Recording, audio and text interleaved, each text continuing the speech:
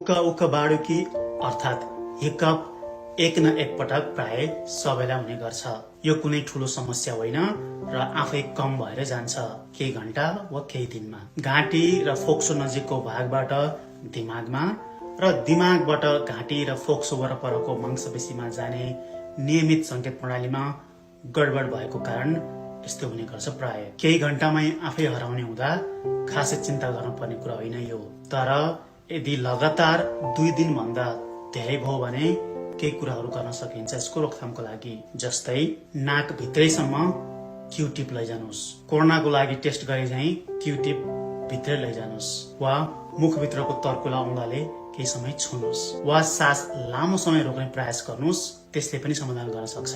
वा छिटो सास फेर्नुस् केही सेकेन्ड पटक पटक, त्यसले पनि काम गर्न सक्छ। अर्को तरिका हो पेपर ब्याग वा जुनसुकै सानो झोलामा, प्लास्टिकको झोलामा केही समय सास फेर्ने। कसैलाई भने स्प्राइट वा स्प्राइट जस्तै सोडाहरू छिटो पिउने, नाकबाट ग्यास आउने नै गरेर पिउने भने पनि समाधान हुन सक्छ। यस्ता टिप्सहरू 2-3 वटा एकैपटक गर्दा पनि हुन्छ लगातार। तर यी सबै गर्दा पनि भएन, यस्तो बाडुकी लाग्ने समस्या धेरै दिन भइसक्यो भने र निकै नै दुःख दिएको छ नि, केही किसिमका औषधिहरू ट्राई गर्न सकिन्छ।